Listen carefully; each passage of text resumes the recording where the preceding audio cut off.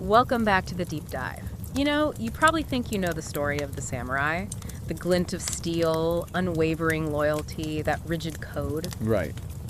But today, we're going to strip away some of that romance. We're diving deep into the true battlefield, and it's not what you think. No, not at all. This is about the philosophical, the moral conflict, the one that's fought not with a sword, but inside the warrior's own soul. And we have some incredible source material for this deep dive. A really powerful narrative that tracks the journey of a young warrior named Kaido. Now, what's crucial to get right away is that this isn't a deep dive into, battle tactics or history.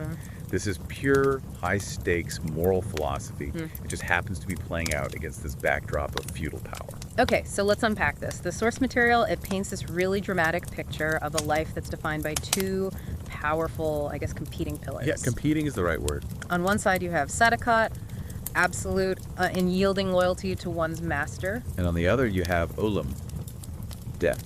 Death, which acts as, well, both the inevitable end and, kind of paradoxically, the ultimate escape. And for the samurai, their entire destiny is supposedly drawn by the sharpness of the sword and the weight of honor, all in service to the ruling dynasty. Right. The core context here, what the sources establish immediately, is that being a samurai isn't just about wielding a weapon. It's a whole way of life. It's total continuous discipline in every single breath.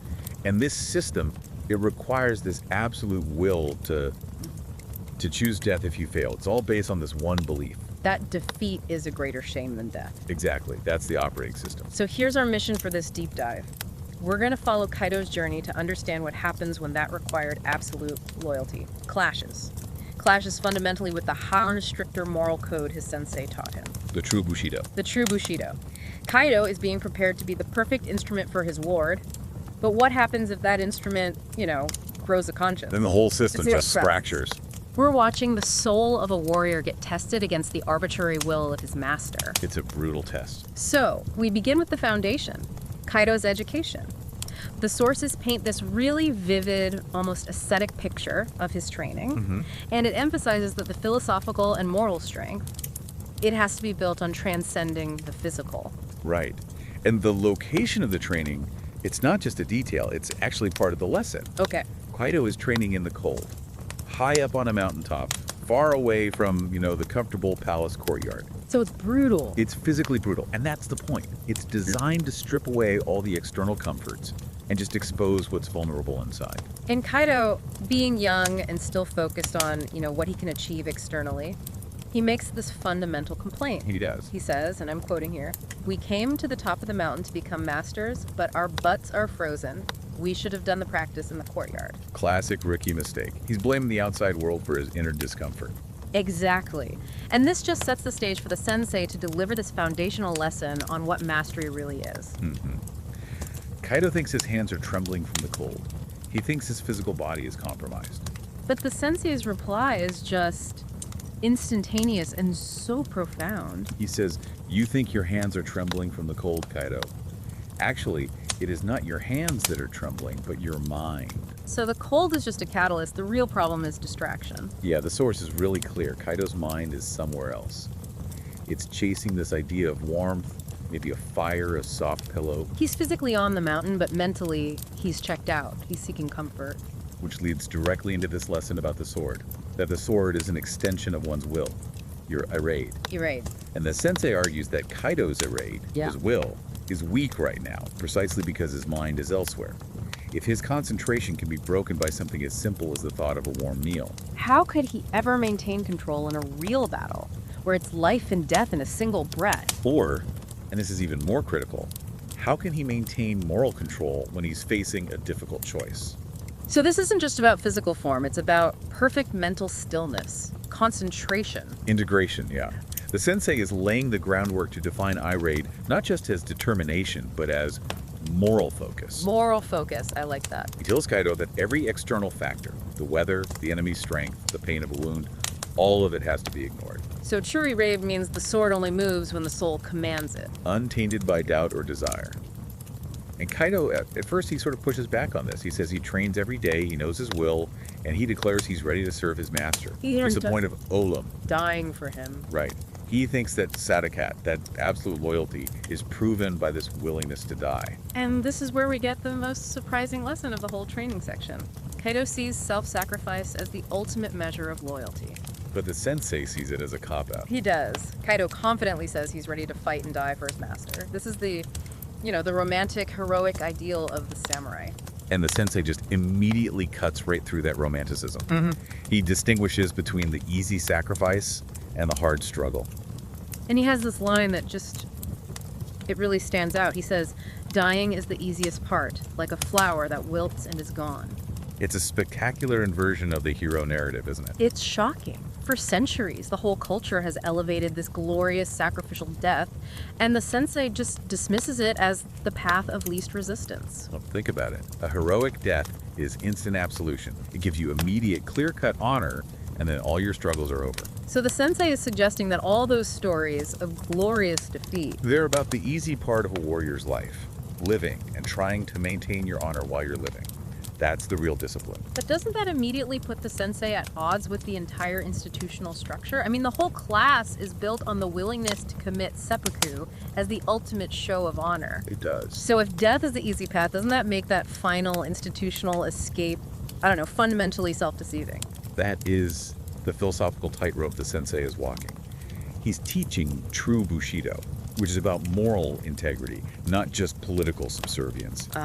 He says the greatest struggle is not against the external enemy you can see, it's against yourself, against your own conscience, your Vicdan, and your own honor. So the whole definition of the samurai's central battle just shifts. It moves from the battlefield to this interior moral landscape. Yeah, and he describes that internal struggle as being more freezing than the mountain's frost. So this whole training is just preparing Kaito for a moral war, not a physical one. And the sensei leaves him with this unavoidable question, the question that's going to define his entire life.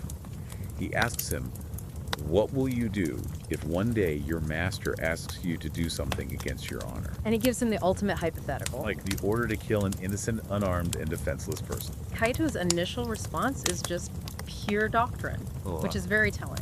He says it's a difficult decision, but the Lord's will is absolute. And their duty, their sadakat, is to obey, not to question. He basically asks, isn't this what Bushido requires?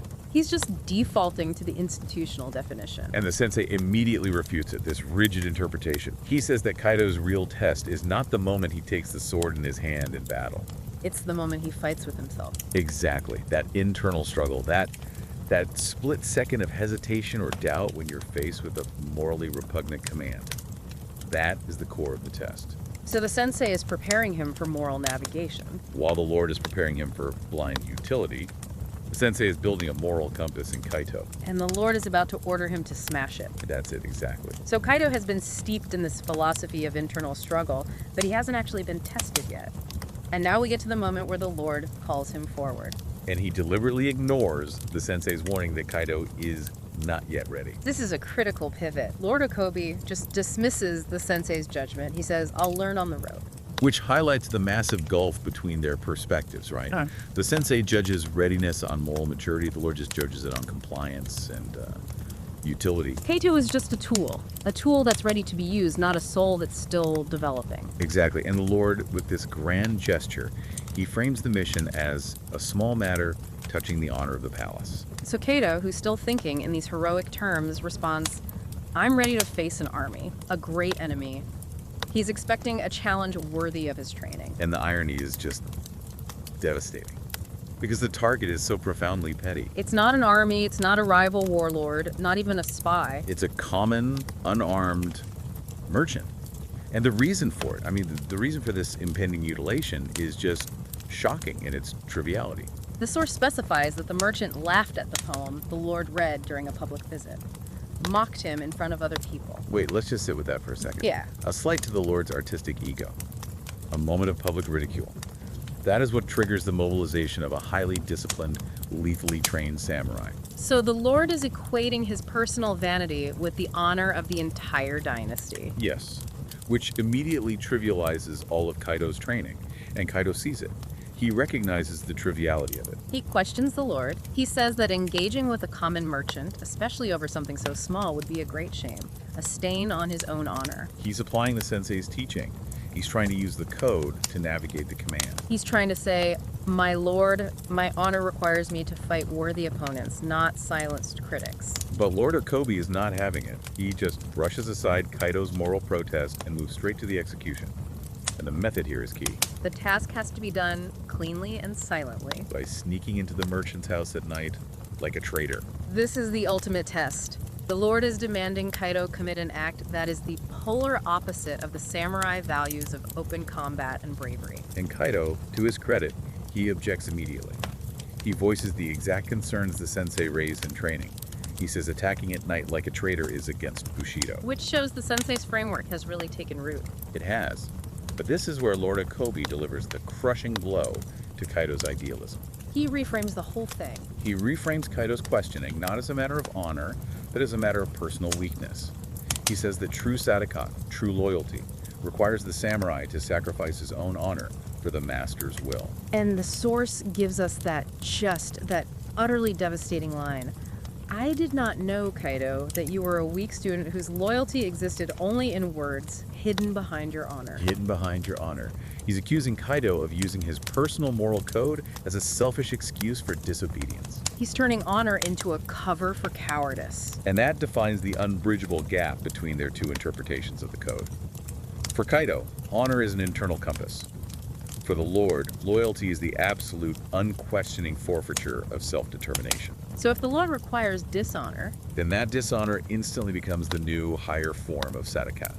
Kaido is trapped. and Kaido, you can tell he's reeling from being called a weak student. He tries to recover. He says he only asked out of inexperience, not defiance. He bows to the Lord's version of reality. And the Lord accepts his apology, but then he immediately reiterates the specific, horrific demand. To make sure there's no confusion. Kaido has to return before sunrise with the merchant's tongue, so he can never speak again. And the specificity of that is crucial.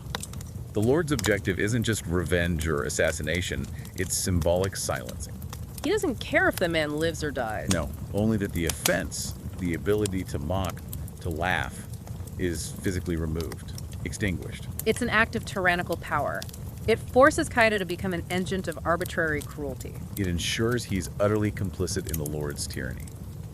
Just as the sensei warned, this task is perfectly crafted to force Kaido to abandon his victim, his conscience. To test the core strength of his tirade. And Kaido now has to confront this horrifying reality.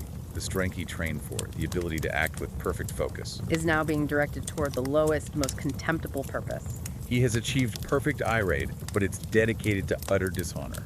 So Kaido takes the mission. And we move to the night of the deed.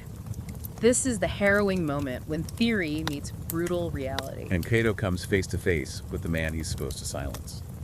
When he enters the merchant's bedroom, he refuses to be seen as a simple criminal. The merchant, he's startled from sleep. He assumes Kaido's a thief. He's begging him to take the gold, spare his family. And Kaido just violently rejects that label, robber. He says, "I am not a robber. I am a reminder from Lord Okobi regarding the disrespect shown." Which is Kaido's critical psychological defense, right?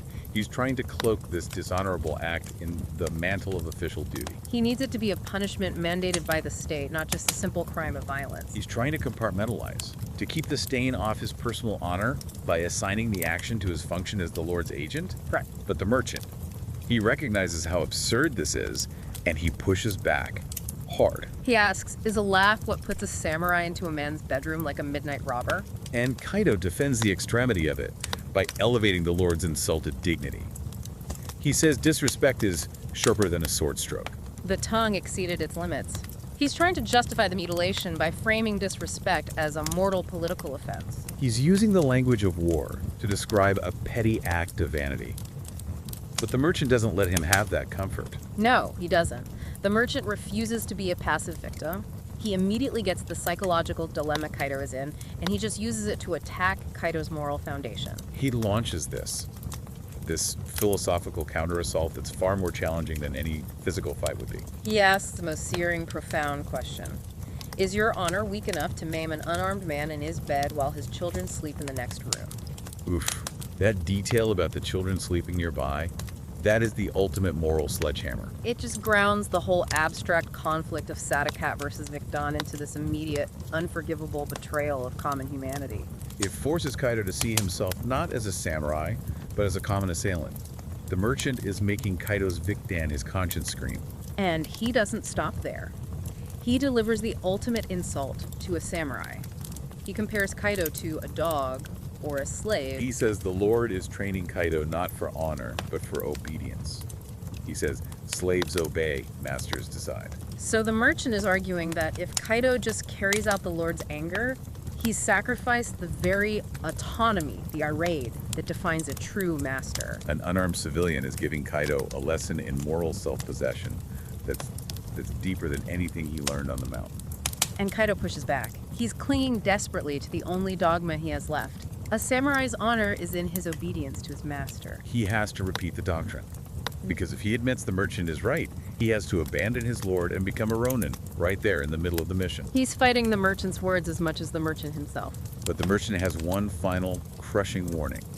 He tells Kaido that cutting his tongue means silencing Kaido's own conscience.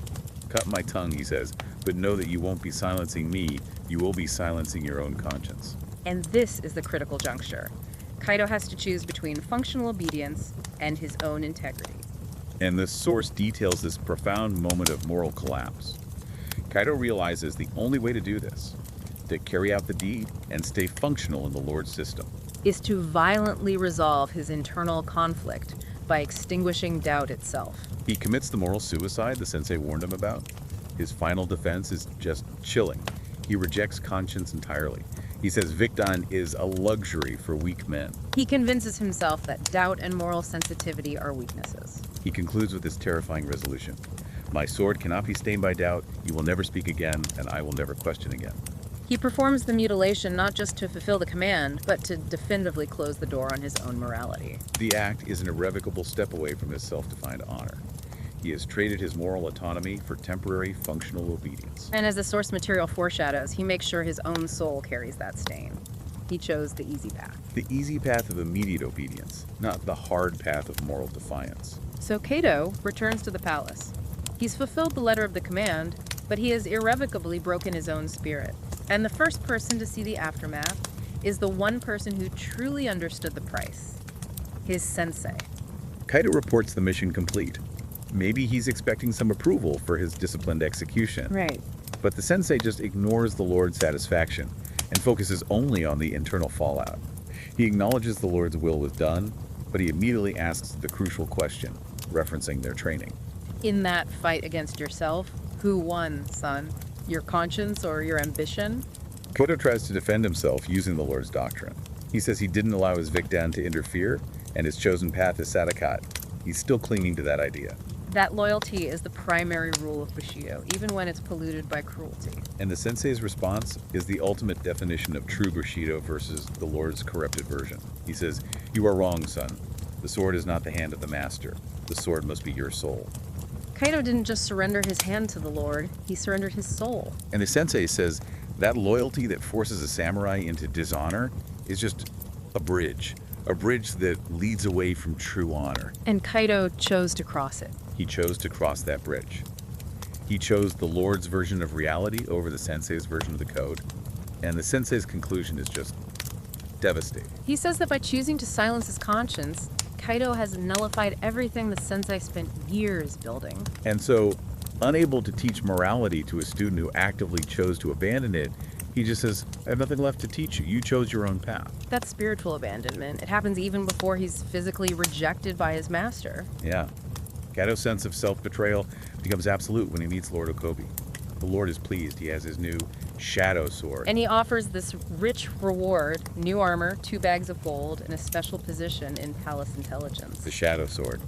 That title confirms everything. The sensei's and the merchant's accusations. He's no longer an honorable warrior. He is a function, a hidden executioner for the Lord's dirty work. And he's expected to be happy about this promotion. Delighted. But Kaido, maybe it's fueled by the disappointment from his sensei. He experiences this final, painful spark of moral clarity. He refuses the reward. And that refusal is Kaido's first truly free and honorable act since the mission began. He recognizes that accepting the payment means binding himself permanently to this life of moral compromise. He tells the Lord that accepting the reward would mean continuing his life not as an honorable samurai, but like a dog with a leash around its neck. He finally internalizes the merchant's insult and rebels against it. He tries to regain his integrity. He tells the Lord that true Bushido dictates conscience before the sword. He admits it. He says, "You gave a conscienceless command, and I performed a dishonorable act." And he asserts that the price for that can never be gold. The price has to be self-imposed suffering and loss, not currency and a promotion. He realizes the reward is just another shackle, payment for his soul. But by rejecting it, he declares his intention to stop being a tool. Which, of course, is perceived as the ultimate threat by the Lord. Lord Okobi's reaction isn't just anger. It's this deep, cold perception of Kaito as a severe, destabilizing threat.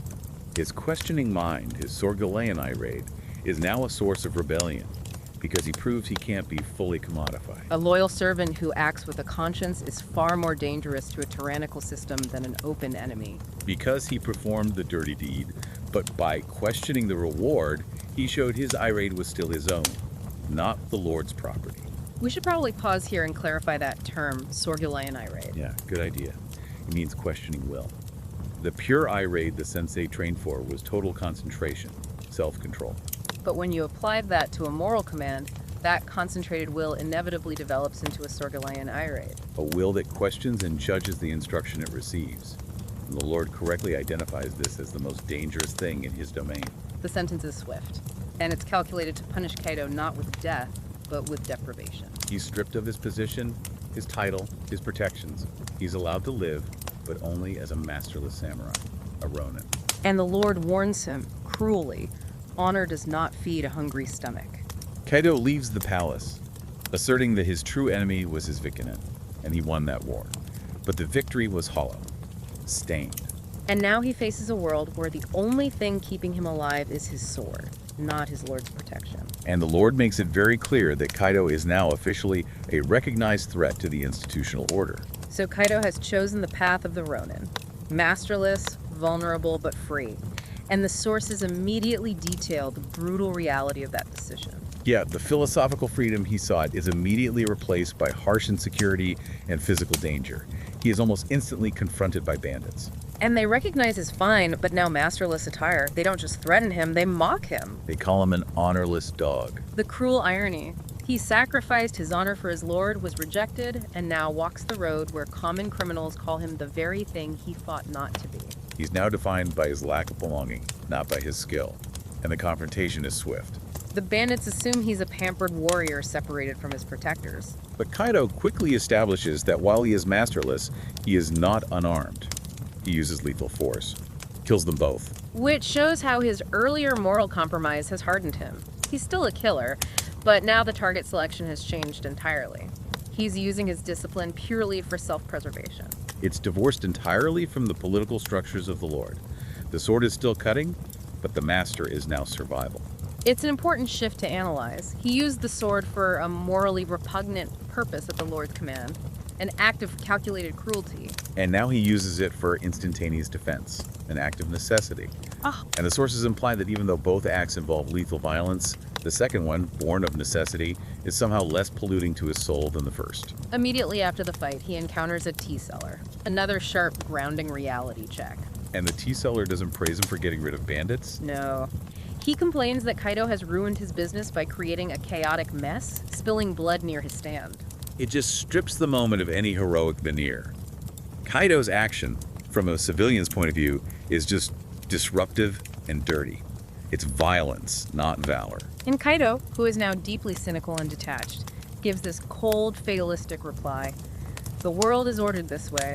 Everyone does their job. I cleaned up the bandits, you clean up the remains. He's applying the rigid, almost brutal discipline of his training to the transactional brutality of the world outside the palace. It's survival stripped of meaning. But there's one detail that shows he hasn't completely devolved into a monster. He refuses to take the gold from the dead bandits' pockets. He insists, I am not a robber. And that distinction is crucial for you as the listener to grasp. He'll kill to protect himself, but he refuses to steal. He's defined his new, narrow moral line. He's traded political saticat for an ethical rigidity about theft. It shows even a Ronin has to have a code to survive his own conscience. But the reprieve from the Lord's influence is short-lived. No. Taro, his former colleague, appears, and Taro has now taken the position Kaido refused. The Lord's shadow sword. He's the perfect, obedient mirror image of what Kaido was supposed to become. A tool without a conscience. His presence isn't a coincidence. He's the system's immune response. And his immediate accusation is that Kaido is a disease. Someone who planted seeds of rebellion by questioning the master's will. For Taro, Kaido's mere existence, his choice of a masterless path, poses this profound philosophical threat. Taro, who embraces absolute Sadakat, is convinced Kaido chose life and became dishonorable by walking away. He thinks Kaido's banishment was an easy escape that has to be corrected with death. The Lord, having lost control of Kaido's Sorgulean Iraid, now wants to eliminate the very idea that one can choose conscience over command. The threat is no longer bandits. It's the personification of the rigid system Kaido grew up in. Taro is the ultimate executioner of the Lord's corrupted Bushido. And Kaido now has to fight for the legitimacy of his hard-won freedom. Which brings us to the final, necessary confrontation. Kaido, the self-aware Ronin, against Taro, the true believer. This duel is a confrontation of ideologies. It determines which definition of Bushido will survive. And Taro is still obsessed with the old way. Absolute obedience, the honor of dying for the master. He's still reciting the memorized words of the Lord's doctrine. Just as the merchant predicted. For Taro, the world is black and white. Command equals honor, disobedience equals shame. Kaido, though, has transformed. He tells Taro he has already won his inner war. He encourages Taro to abandon those memorized words. He's not the confused boy anymore, trying to justify a terrible deed. He's a man who paid a heavy price for his clarity. His Sorgulean Iraid has matured into wisdom. Right. And he's internalized the sensei's lesson. The greatest struggle was internal. Now that that war is won, the external fight against Taro is secondary. Taro is fighting for his lord. Kaido is fighting for the validity of his own soul. He's trying to teach Taro the lesson he learned through pain and self-betrayal. He knows Taro is just fighting to secure an easy death. A final, simple act of Sadakat, and Kaido knows true redemption lies in refusing that ease. So Kaido swiftly defeats him, shows his superior mastery. But here is the critical pivot of the entire narrative. He refuses to deliver the killing blow. He defeats Taro's body, but he deliberately denies him the honor of death in battle. And this act of mercy is a profound statement. For Taro, failing to execute the Lord's command means deep dishonor. The only way to cleanse that under the Lord's code is seppuku, or an honorable death in combat. So by refusing to kill Taro, Kaido forces him to live in a state of terminal, unredeemable shame. And Taro is distraught. He pleads with Kaido, "Finish me. Don't let me play with my honor." He knows Kaido's mercy is the greatest insult. It denies him the clean, easy escape of death. Kaido understands that forcing Taro to live with the failure, to confront the moral abyss, is a much harder, more excruciating form of justice. He refuses to grant that easy absolution. And this is Kaido's final teaching, the true lesson of his journey. He tells him, "Dying is easy, Taro. Fight to live as I did. You too should seek a new path." He commands him to begin the hard struggle of the Ronin, to discover his own Vicodin. And he tells him to go tell the others that the hand holding the sword no longer obeys cowards. It's a declaration of philosophical war. It is. The source implies that Taro, unable to bear the burden of forced life and failure, chose to commit suicide. So Kaito knows he didn't kill him with his blade, but the consequence of his lesson was death nonetheless. Kaito returns to the mountain sensei, distraught. He realizes the profound cost of the path of conscience. The price for his recovered honor is the death of his former comrade. But the sensei accepts it as tragically necessary. He tells Kaito he made the right choice, sacrificing everything to clean that filth. Kaito had sacrificed his soul to the Lord, but by rejecting the Lord and forcing Taro to confront his moral failing, he's tried to wash away the stains. And that process required pain and consequence. Kaito suggests they should both leave the mountain, start a new life, train new students with the true code. But the sensei, recognizing the Lord's enduring systemic threat, refuses. He says he can't leave because he is a part of this mountain. And, crucially, he's the known source of Kaito's questioning will, his Sorgulean Iraid. The Lord knows that Kaito's rebellion, his choice of conscience, didn't begin with Kaito. It began with his sensei's nonconformist teachings. The sensei is the root of the disease. Which leads to the ultimate act of Sadakat. Not loyalty to a master, but loyalty to the truth. and to his student. The sensei determines that his own death will be seen by the Lord as the removal of the source of rebellion, and that will guarantee Kaido's survival and freedom. His final command is just devastating and clear. My death is the guarantee of your life. Kaido is commanded to live, to take his recovered honor with him and embody the true Bushido. The sensei sacrifices himself not in a moment of martial glory, but in a cold, calculated philosophical move to protect the future of conscience. Kaido leaves the mountain with his life purchased at the highest price, forced onto the difficult path of the true Ronin. It's a powerful and heartbreaking redefinition of the warrior's life. It is. The source material tells us that the life of the samurai is not a journey toward glory, but an irrevocable oath, where the sword cuts and the command rules. But the soul always pays the price for compromise. We saw two competing definitions of Bushido. The Lord's Bushido demanded Sadakat, absolute obedience at any cost. It reduced the samurai to a shadow sword for dirty work. While the sensei's true Bushido required victim conscience and moral integrity above all else, making the sword an extension of the soul, not the master's hand. And the crucial realization Kaido reached, which cost him everything he knew, was that the struggle isn't whether to be loyal, it's to whom the loyalty is ultimately owed. Right. Is it the flawed master, the abstract political structure, or the moral self, the truth of his Sorgilian Iraid? And if we connect this to the bigger picture, this narrative just demonstrates that absolute obedience often requires the total forfeiture of one's identity. It strips away the capacity for moral judgment. It reduces a highly skilled and disciplined individual, samurai, to a mere tool. Kaido's ultimate choice was to shatter that tool status and reclaim his soul. A process that necessitated not only his own suffering, but the sacrifice of his guiding teacher. Yeah. So the big takeaway for you, the learner, is the profound difficulty of choosing true honor. Kaido's path shows that choosing conscience often means choosing a difficult, painful, and masterless life on the outside. Constantly fighting for survival and legitimacy. While choosing the easy path, the shadow sword role offers gold, comfort, and institutional safety, but it demands spiritual death. The source material leaves us with that potent image from the sensei. The smell lingering in this air is not from your sword, but from the stain on your soul. Kaido tried desperately to clean that stain through massive sacrifice. His redemption wasn't cheap, but it was earned. Earned by choosing the hard path of life over the easy path of death. So we ask you to consider this in your own context. What defines the greatest moral risk in your life? Is it absolute obedience to a flawed system, an institution, and authority that offers safety and reward? Or is it forging a new, painful, and masterless path based entirely on your own questioning conscience? Think about that price of independence and where you owe your ultimate loyalty as you move forward.